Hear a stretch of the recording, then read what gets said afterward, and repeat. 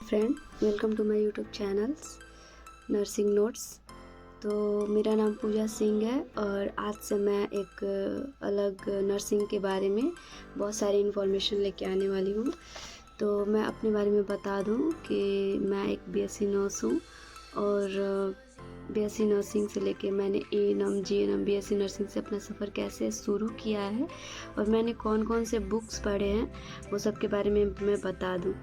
तो first of all कि हम देखते हैं कि हमारा एएनएम जो है वो फर्स्ट सीढ़ी होता है हमारे नर्सिंग के लिए, और हमारा सेकंड जो होता है वो जीएनएम होता है, और इसके बाद बीएससी नर्सिंग होता है, इसके बाद और एमएससी एंड पीएचडी होता है। उतना तक हम बाद में सोचेंगे, लेकिन हम अभी एएनएम के बारे में जानेंगे। एएनएम मतलब कैसे और क्यों करना चाहिए, क्या उसको करने से बेनिफिट है या फिर हमें डायरेक्ट जीएनएम करना चाहिए।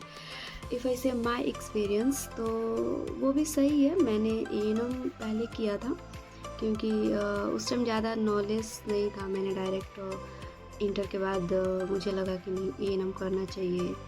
तो मेरा वैसे भी साइंस था, बायो था नहीं, तो ऐसे जेम्स वाले थोड़े होते स्ट्रिक है, तो मुझे लगा कि नहीं, कर लेना चाहिए भाई, एएनएम ही करना चाहिए।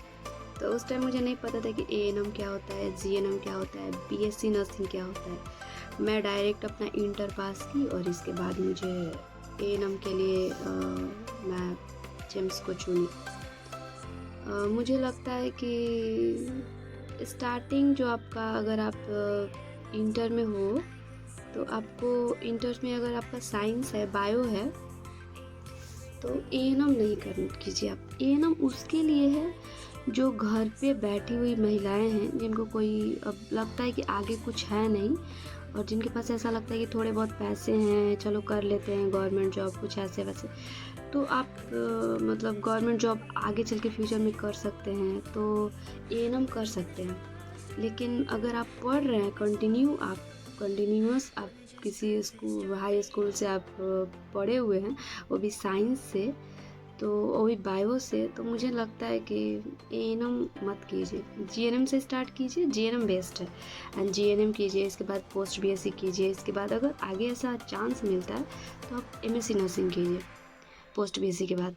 लेकिन हाँ, हमें एक नर्स के लिए नर्सिंग में ऐसा होता है कि आप आने के बाद कितने भी गरीब फैमिली से हो, लेकिन एक एक जब हम हायर क्वालिफिकेशन में जाते हैं ना, एक एक हमारा स्टेजेस बढ़ते जाता है हायर लेवल का, तो उसमें हम खुद को बहुत ज़्यादा मोटिवेट करते हैं, खुद से सेल्फ मोटिवेट होते हैं। और मेरा तो एक्चुअली एएनएम रहा है, जीएनएम रहा है, फिर पोस्ट बीएससी नर्सिंग रहा है, और अब शायद मैं मास्टर डिग्री करूँगी इसके बाद।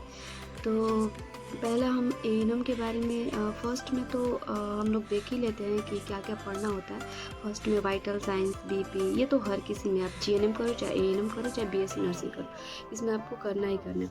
तो हम फर्स्ट में तो देख ही लेते हैं कि हमारा ये रहता है। मैं आगे बताऊँगी कि फर्स्ट एएनएम के फर्स्ट ईयर के सब्जेक्ट में कौन कौन से सब्जेक्ट होते हैं और क्या क्या उसका बेनिफिट है, हमें क्या कौन कौन से सब्जेक्ट पे हमें काफ़ी ज़्यादा फोकस करना है।